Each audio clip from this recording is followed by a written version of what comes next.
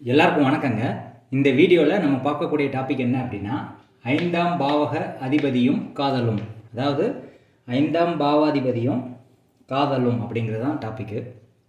அதாவது ஒரு காதல் பேஸ் பண்ணி தான் இந்த வீடியோ நான் போட்டிருக்கேன். 5ஆம் அதிபதி வேறு இடத்தோடு சம்மந்தப்படும் போது எந்த மாதிரி காதல் உணர்வுகள் ஏற்படுது அப்படிங்கிறது தான் பார்க்க போகிறோம். 5ஆம் அதிபதி லக்னத்தில் இருந்தது அப்படின்னா என்ன மாதிரி செயல்பாடுகள் இருக்கும் அப்படின்னு பார்க்கும்போது, இந்த ஆள் காதல் ஆசையுடன் வாழ்பவர். அதாவது எப்போ பார்த்தாலும் காதல் பண்ணணும் அப்படிங்கிற மைண்ட் செட் இருந்துக்கிட்டே இருக்கும். வாழ்க்கை முழுவதும் ஒருவரை கடந்து மற்றவரை காதலிப்பார்.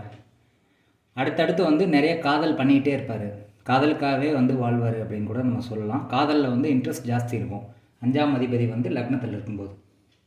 அடுத்து 5ஆம் அதிபதி 2வது இடத்துல இருந்தது அப்படின்னா அது என்ன செயல்பாடை கொடுக்கும் அப்படின்னு பார்த்தா, காதலித்தவரை திருமணம் செய்யும் அமைப்பு.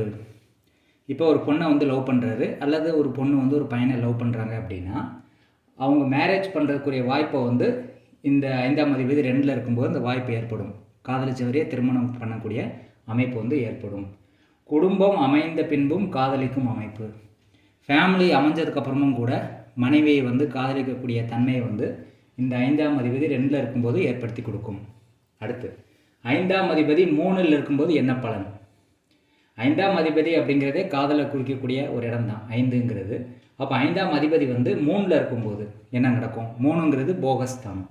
அப்போ ஒரு செக்ஸுக்காக காதல் பண்ணுறது எல்லாமே 5ஆம் அதிபதி 3ல் இருக்கும்போது நடக்கும். அடுத்து மன சந்தோஷத்துக்காக காதலிப்பது, சும்மா டைம் பாஸ்க்கு காதலிக்கிறது, ஜாலியாக இருக்கிறதுக்காக காதலிக்கிறது எல்லாமே 5ஆம் அதிபதி 3ல் இருக்கும்போது நடக்கும். செக்ஸுக்காக காதலிக்கிறது. அடுத்து காதலித்து கலப்பு திருமணம் செய்யும் பாவம். இப்போ லவ் பண்ணிவிட்டு வேறு ஒரு மதத்தில் இருக்கிற பொண்ணையோ வேறு ஒரு இனத்தில் இருக்கிறவங்களையோ மேரேஜ் பண்ணக்கூடிய அமைப்பும் இந்த 5ஆம் அதிபதி 3ல் இருக்கும்போது நடக்கும். 5ஆம் அதிபதி 4ல் இருக்கும்போது என்ன மாதிரி காதல் விஷயங்கள் நடக்கும் அப்படின்னு பார்க்கும்போது, தாய் வழி சொந்தத்தில் காதல். இப்போ தாயினுடைய உறவினர்கள் இருப்பாங்கள்ல, அந்த சொந்த பந்தத்துக்குள்ளே யாராவது ஒருத்தவங்களை லவ் பண்ணுறது.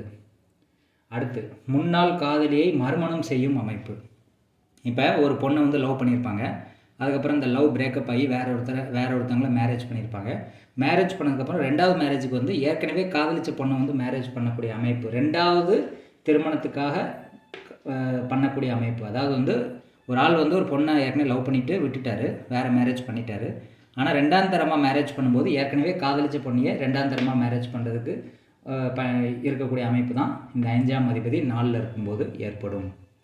5ஆம் அதிபதி 5ல் இருக்கும்போது என்ன நடக்கும் அப்படின்னா, பல பேரை காதலித்து காதலுக்காக வாழ்வார். அதாவது நிறைய பேரை லவ் பண்ணணும் அப்படிங்கிற மைண்ட் செட் இருக்கும். லவ்க்காகவே தன் வாழ்க்கை அர்ப்பணிக்கணும் அப்படின்னு சொல்லி இருப்பாங்க. அதுக்கடுத்து பார்த்திங்கன்னா காலேஜ் டைமில் அதிகமாக லவ் பண்ணக்கூடியவங்க பார்த்திங்க அப்படின்னா 5ஆம் அதிபதி 5ல் இருக்கும்போது காலேஜ் காதல் அவங்களுக்கு ஏற்படும். அடுத்து 5ஆம் அதிபதி 6ல் இருக்கும்போது என்ன நடக்கும் அப்படின்னா, காதல் திருமணத்தை தடுக்கும் பாவம். லவ் பண்ணி மேரேஜ் பண்ணக்கூடிய அமைப்பு இவங்களுக்கு இல்லை அப்படின்னு கூட நம்ம சொல்லலாம். ஏன்னா 5ங்கிறது காதலுக்குரிய பாவம், 6ங்கிறது பகையை குறிக்கக்கூடிய பாவம், எதிரிகளை குறிக்கக்கூடிய பாவம். அப்போ என்ன ஆகும் அப்படின்னா, காதலித்து பிரேக்கப் ஆகிறது, காதல் மூலயமா வம்பு வழக்கு பகை எல்லாமே ஏற்படுறது. இது எல்லாமே 5ஆம் அதிபதி 6ல் இருக்கும்போது ஏற்படும்.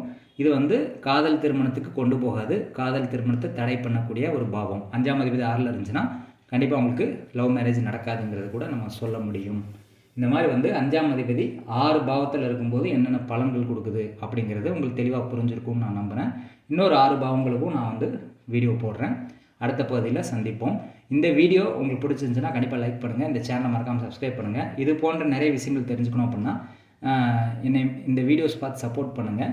உங்களுக்கு ஜாதகம் பார்க்க விருப்பம் இருந்தது அப்படின்னா டிஸ்கிரிப்ஷனில் என்னுடைய ஃபோன் நம்பர் கொடுத்துருக்கேன். வாட்ஸ்அப் மூலிமா தொடர்பு கொண்டு அப்பாயின்மெண்ட் ஃபிக்ஸ் பண்ணிட்டு ஜாதகம் பார்க்கலாம். நன்றி, வணக்கம்.